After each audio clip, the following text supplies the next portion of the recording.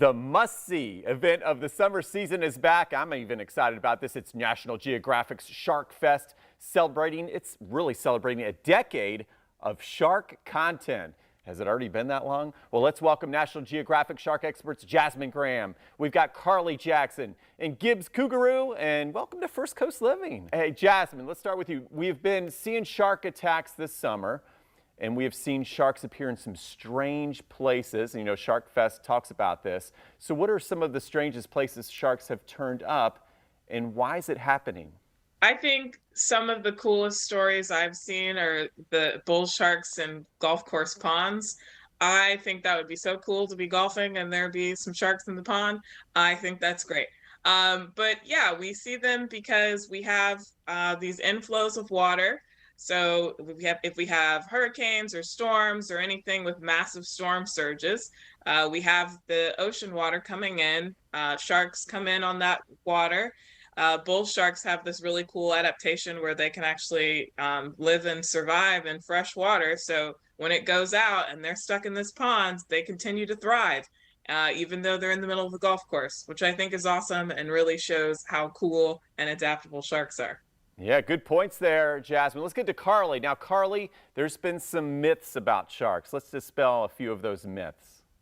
Yeah, there are lots of myths, I'd say, about sharks. One big myth that comes to the top of my head is that a shark can smell a drop of blood like a mile away or something like that. And I'm not sure where that came from. But the truth to that is, just like us, when we smell things, the particles have to reach our nose. And same thing happens with sharks. So they can't necessarily smell a drop of blood that's a mile away. That blood has to somehow, those particles have to get to their nose. But up close, sharks do have a very, very, very good sense of smell, but they cannot smell your blood from a mile away. Okay, hey, that's good to know. Okay, hey, let's get to Gibbs Cougaroo. And Gibbs, in camo sharks, you study a very unique feature about these incredible creatures. Tell us a little bit more about that. Yeah, in camo sharks, we sort of went to uncover the different adaptations that shark skin has. And we actually found that great whites are able to modulate their color for the sake of camouflage, which is not a feature that we thought they had before. So it was kind of cool to uncover that in real time on camera. Okay, interesting. And why do you think programming like Jaws Invasion, camo sharks, and the 10 years of shark content, which you know, SharkFest is known for, is so important? I think it's really important because it shows the diversity of research that's out there.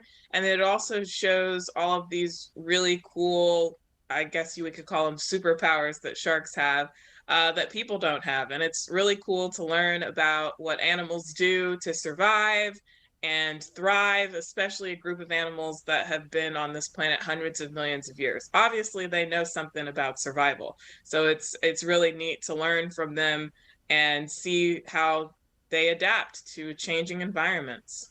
So what do you think the biggest takeaway will be from this show?